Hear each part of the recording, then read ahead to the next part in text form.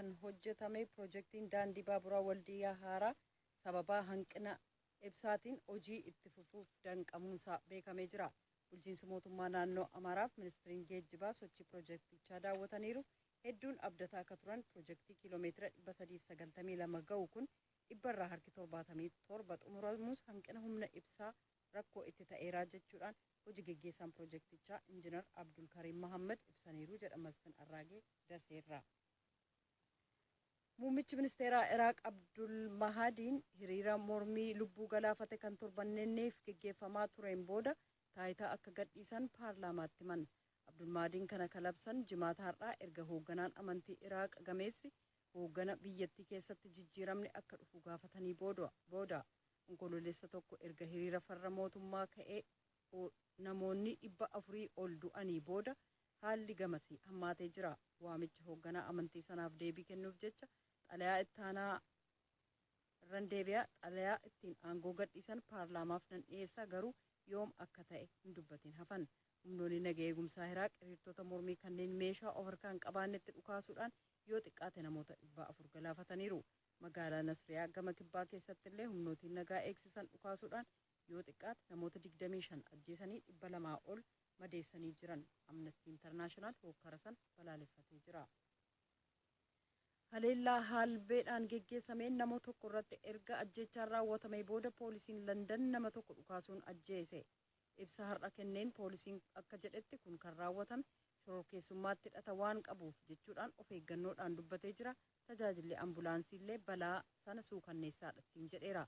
Gabaas Sky News jedhu akka gabaasetti namni haleellaa kana raawwate tokko yoo ajjeefamu hedduun madaaniiru. Ajjeechaan kun aangawootaan mirkanoofne. Muummichi ministeeraa biyyattii Boris Johnson haala isaa hordofaa jiraachuu ergaa Tiwiitarii irratti maxxansaniin beeksisaniiru. Buufati baaburaa bakka sanatti dhiyoo jirullee cufaa ta'uun ibsameera.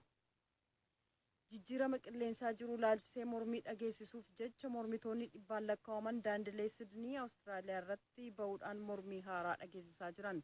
Mormitoonni kun waajjira haadhoo paartii New South Wales jedhu fuulleetti wal ga'anii mootummaan cilee baasuu boba'aa yookaan gaazii akka hin baafne akka dhorku gaafatan. Mormiin kun magaalaalee Eeshiyaa Paasifiik keessatti illee itti fufee jira. Mormiin Awustiraaliyaa keessatti geggeessamu ennaa kutaan biyyattii kibba gama bahaa ibidda gammoojjiin manca'aa jirtutti. Gareen dargaggootaa lammiiwwan Ameerikaallee Los Aanjelesii qabee hanga Niiwuorkitti gabaa har'a gatii rakasaan yeroo ayyaana waggaa booda geggeeffamurraa bitachuu dhiisuudhaan mormii rakkoo jijjiirama qilleensaaf qaban dhageessisuuf karoorfataniiru. Mormiin kun guutuu addunyaatti illee babal'achuu mala jechuudhaan xiinxaltoonni innaa dubbatan. Kunis konferensii dhimma qilleensaa naannoo tokkummaa mootummootaa torban lama booda Madrid Spain keessatti geggeessamu danquu mala jedhameera. Deeggartoonni kaadhimamaa pirezidaantii ka dorgomaa jiru kan Afgaanistaan magaalaa Kaabul keessa hiriiruudhaan aangawoonni filannoo adeemsa sagalee lakkaa'uu shira qaba waan ta'eef akka isaan dhaaban gaafatan. Rakkoon teeknikaaf shirri raawwatamu komishinni filannoo dhuunfaa Afgaanistaan irra deddeebi'uudhaan bayii filannoo duraanii ka fulbaana 28 beeksisaa ture. Sagalee kennuun marsaa lammataa yoo kaadhimamtoonni sagalee dhibbarraa harka 50 hin argatin qofaa geggeessama. Hanqinni qophaa'inaaf rakkoon teeknooloojiitti fayyadamu akkasumas hookarri farra filannoo taalibaaniin qindeessame namoonni heddumminaan ba'anii sagalee akka hin kennine danqee jechuudhaan aangawoonni Afgaanistaan beeksisaniiru. Muummichi ministeeraa Jaappaan duraanii Yashuuroo Naaksoonee umurii isaanii waggaa 101tti du'aan boqotan. Naaksooneen Yuunaayitid Isteetsi waliin hariiroon waraanaa akka jiraatu hojjetaa turan. Sababaan du'uu isaanii battalan beekamne garuu hoogganaan Jaappaan duraanii du'aan boqochuu waajjirri ilma isaanii kan Hiroogumii Naaksoonee beeksiseera. Naaksooneen bara 1982 qabee hanga bara 1987 Jaappaaniin hoogganan. Oduun galgala kanaaf qabnu kanuma. Suudaanitti haala namii karaatti yaa'ee gammachuun laf jiraa oole.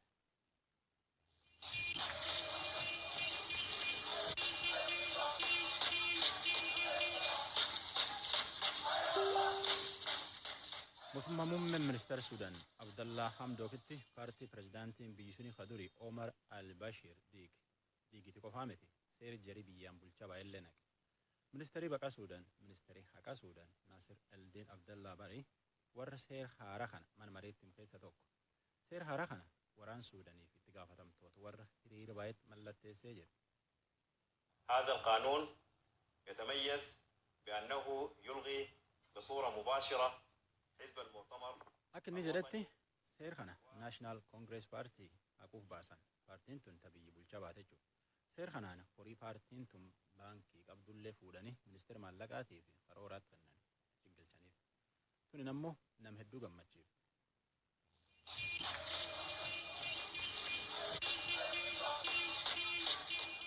نمك عمر باب فاتي ورجمتشو تنتجو بدو جمدنينو.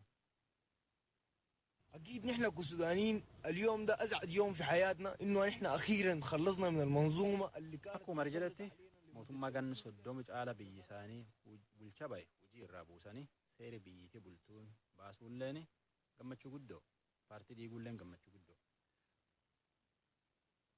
إن سجنتا كين يردو فاجرتن دقيفتو تكين جل وجي الرابو فتني ونلين إنجي فنو لميسو كان دبر خيس أمتي سودان ومخورني هدو تأتي نعتاف لغاتي نتقالوفتي جناني ركو ثاني هما تشوف قرور بافتي هرير باي ركو هماتي أجمان برزدانتي ساني البشيري في ميلوتي سايد دولة وجي الرابوفت أمتي هنني جيران بربانا جديتني هرير باي أجماني قبل دبر خيس اللي بشير وجي الرابوسانيتي أجماني داني بشير كفامتي بلجوت موتهم مسوني هدو اللي هدان قري بيا سان كبان اللي قري بيا بالليسني هدانيتي نوان هدو نمتشو جيران سيري هرارة هنني أكو وري موتهم مسودان كيسو جاتشا باي ganne tokko as gan kudhani asitti siyaasa biyyisuun keessa hojjechuu hin danda'u miiloti albashir faati jechuudha.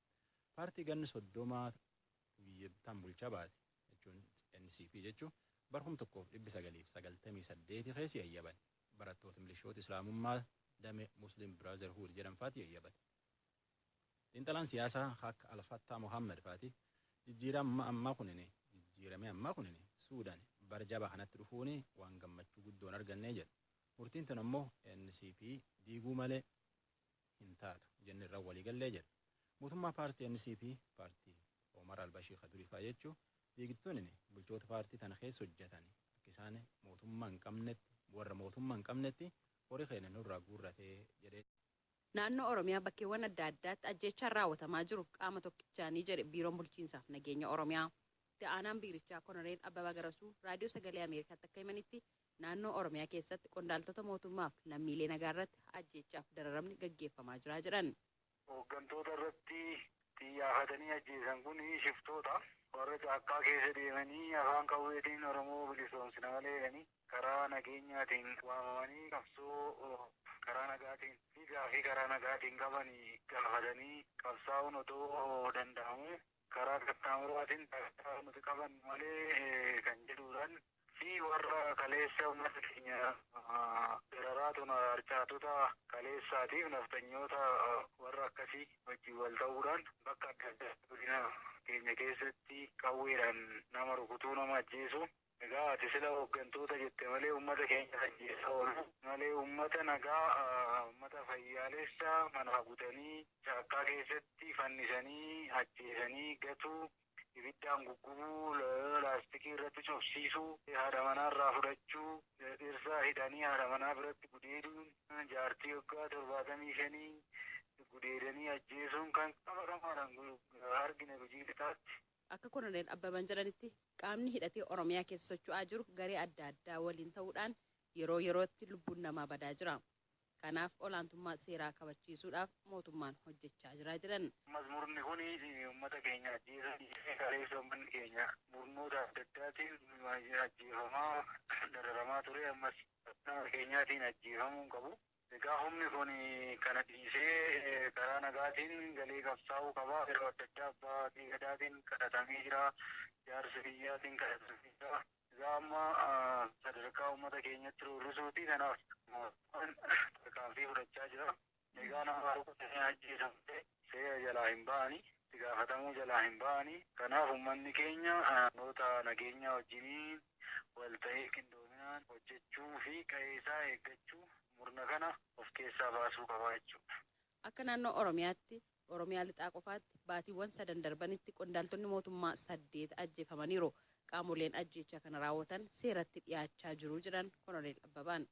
Egaa gariin ganaa qoratamaa jira. Gariin immoo kan seeratti dhiyaates baay'eetu jira. Namoonni nama kana ajjeesan haalli isaanii qoratamee mana seeratti nyaatee murtee argatanis jiru kan immoo barbaadamaa jiran yeroo adda addaatti waan kanaa godhan malee tarkaanfii fudhatan malee seera jalaa hin ba'ani borullee ba'uu hin danda'ani. Kanaaf qorannoon jirtu isaan kanarratti fudhatanii tarkaanfii isaan fudhatan tokkoffaa warri isaan tarkaanfii irratti fudhatan kun warra hooggana warra kiraayii sassaabdota warrooti uummata keenya saamturan uummata irratti hojjetaa turan warra yakka irratti bobba'an warra seeratti dhiyeessaa turee fi sirna jalaa warra turan kana fardisaan xiyyeeffate kubbaa lamaa tokko warri akka keessa deemutu shiftoota akkas godha.